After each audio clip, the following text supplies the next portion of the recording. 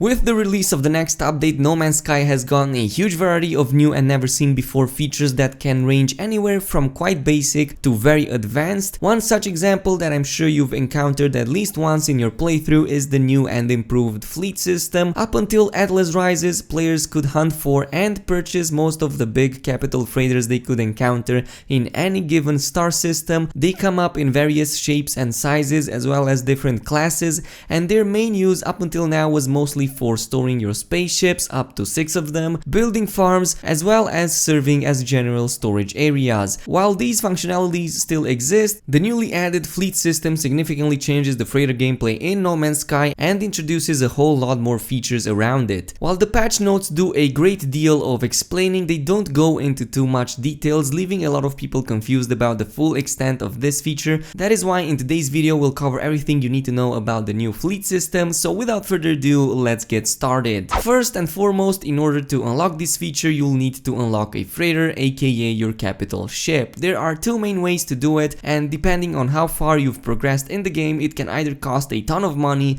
or be completely free. Starting with the next update, players will now be granted access to freighters much earlier than previously via a rescue mission. Completing this mission can give you the entire freighter you've saved for free, and not only does it happen in the beginning of the game but also later, and even if you already own one yourself. This is something that happened to me. You already know that I own the best type of freighter out there, but I was still given this possibility upon saving some random freighter I've encountered. This mission typically spawns after a few hours of gameplay, and you just need to kill a few pirate ships that are assaulting the freighter you're rescuing. Upon killing them, head to the main deck area and speak with the captain. If you're lucky enough, he's not only going to offer you his services, but also the freighter itself at no cost whatsoever. I've seen reports from people getting max rank freighters from these missions, so there's definitely the possibility for that. But if you're not satisfied with your free option, you can always go ahead and hunt for one manually, but be careful that the max rank supermassive capital ship can cost up to 500 million units like the one that I currently own. Nonetheless,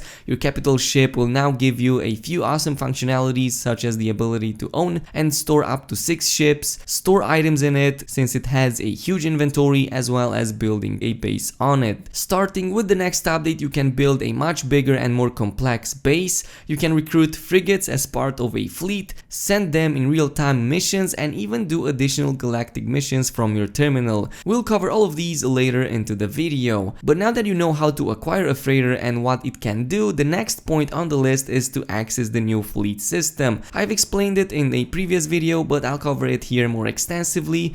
To do so, you need to build a fleet control room on your freighter, aka your capital ship. Your fleet commander will tell you this from the very first time you speak to him. The materials needed to build this room are 120 silver, 40 gold, and 10 tritium. All of these resources can be mined easily from asteroid fields, so simply dedicate 5 to 10 minutes to just straight up farm them. When this is finished, head back to your freighter and build the fleet control room anywhere you please. I've built mine really close to the main deck area for quick access. Of course, you can't really talk about a fleet if the only thing you own is your capital ship, which is why the next point on the list will cover Frigate Acquisition from various other fleets you see spawning in literally every star system out there. These are abundant and can spawn up to dozens per single system. They fall into 5 main categories, including combat, exploration, trade, industry, or support, and they can fall into all of the 4 different classes, including a maximum rank S. They can cost from anywhere between 2 million up to 5 or even 6, and you can own up to 50 of these. To recruit a frigate, simply travel to a randomly spawned fleet and approach the vessel with the green icon over it.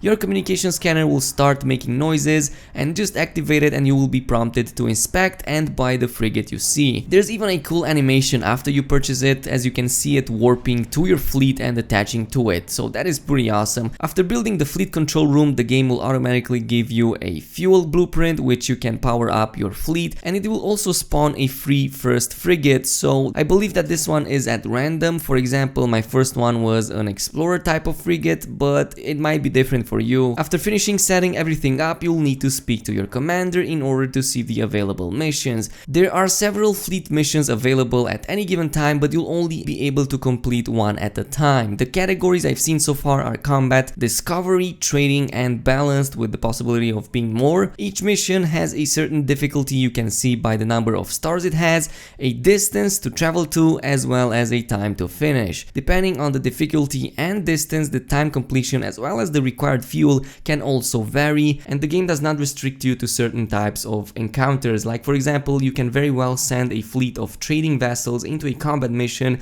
it's just that their effectiveness will not be that great. You can check the effectiveness of your fleet you've assembled by checking its rating before deploying it. The greater the number and the class of the ships you send, the higher the stars will be. So for example, if you send like full S classes, they're definitely going to be 5 stars. Since both the missions and your assembled fleets have star ratings, I'm assuming that in order for an expedition to be successful, you need to at very least match the number of stars of that mission. So for example, if a mission is 2 stars, you better group a few ships up until at least 2 stars, possibly even more, to ensure more chances of success. We've spoke about fuel, and every expedition out there will require some of it. You will learn the blueprint for it upon building your fleet control room, and it comes into 3 sizes for 25, 50 and 100 tons respectively. The fuel requirement will always depend on the distance needed to travel to said expedition, as well as the number of ships you are sending in it, but the game does introduce a way to reduce the fuel cost with the use of support frigates.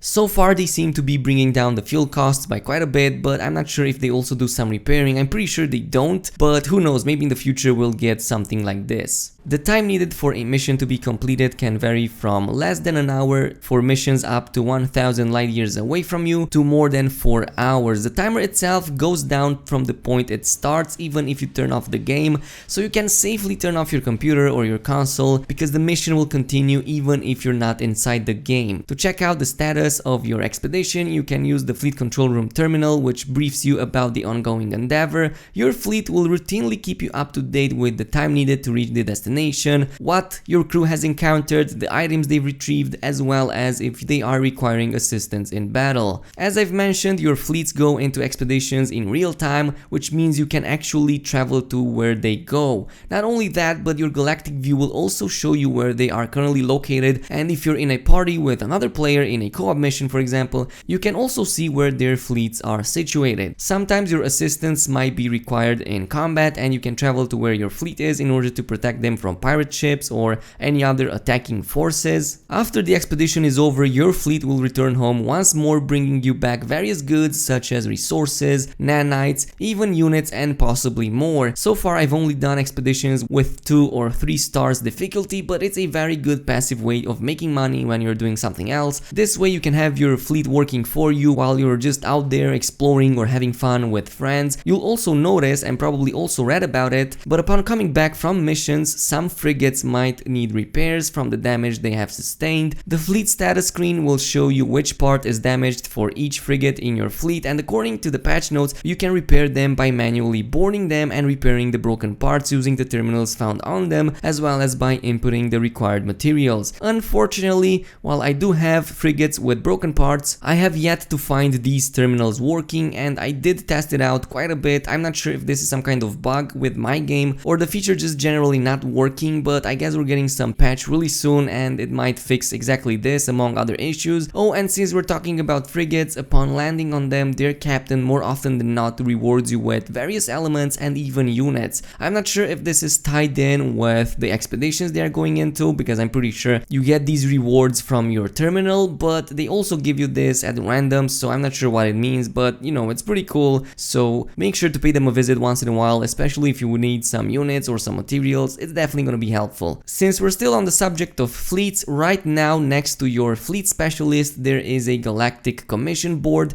You might have missed it, but it gives you various missions with very hefty rewards. In fact, some of the rewards are downright insane right now, and you can make huge profits by completing these very simple missions. While they do get refreshed every so often, many times I've seen quests rewarding very expensive devices which all sell for millions, and I think this is some kind of bug in the game and it should definitely not reward worth something like this, but it does, so just go ahead and grab them while you still can. These missions are really easy to do, and the rewards they give go up to 5 million a piece, so you're definitely gonna make a lot of money this way. Not only this, but these missions can also be farmed for nanites in case you need those upgrades, those blueprints. So this Galactic commission board has some really good missions. Go ahead and do them, they're definitely gonna be helpful. And this pretty much covers everything you need to know so far about the fleet system in No Man's Sky. It's one of the best features added in this game up until now, and it's not only cool but also quite lucrative. But this is all the time we have for today. I hope you guys enjoyed this video. If you did, a like and a subscribe would be super appreciated. Also, don't forget about the notification bell and to add me on social media. You'll find the links in the description box,